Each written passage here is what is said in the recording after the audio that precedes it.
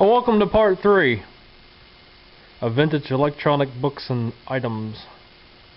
I wasn't going to do a video on the box of what was, inside of that box. Well, I figured, what the heck, maybe somebody might find it enjoyable and might find something neat here. A lot of what was in there, I believe, what most of this is, if I had the body, I could build myself my own fuel pump. Or maybe two, depending on how much components just one used. The bottom of the box, there are a lot of different steel and aluminum rods. Some of them threaded, some of them have holes on the ends for keepers and pins and whatnot. We have some that have gears on them. This stuff is just absolutely filthy, so gloves are a must. It's greasy too.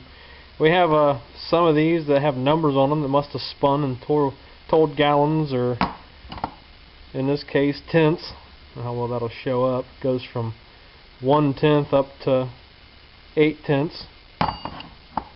Most of them have numbers on them. Couple pulleys. I'm not sure exactly if those go with any of that stuff. This is a counter of some sort.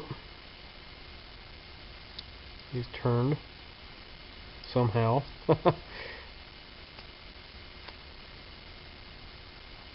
Well, I got him to move earlier. It takes both hands.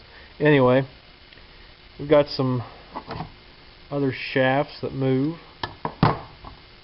Here again, this roller shows it in pints. 5 pints, half a gallon, 3 pints. 3 quart, 7 pints. Both of these are the same. Back here are these rollers, which there's 3, 6, 9, 10 of them.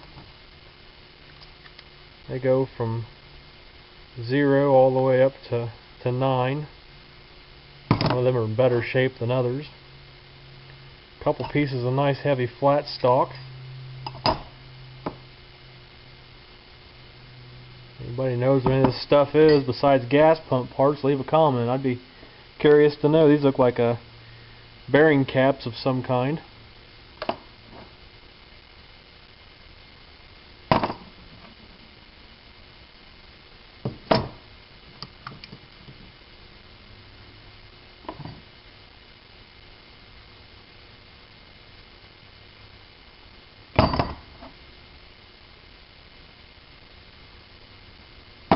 Just a little bit of everything.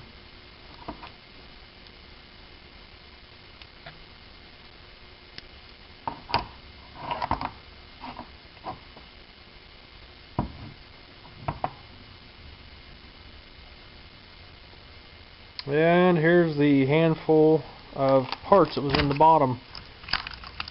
I even got the dial pointers over here. Right there.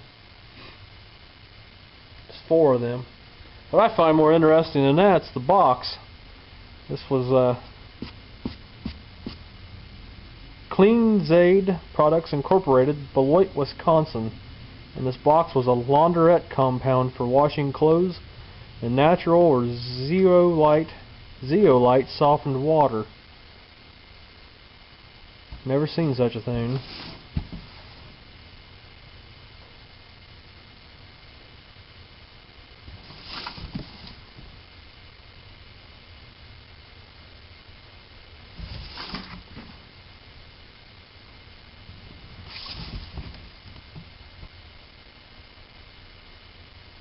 It's a pretty heavy box.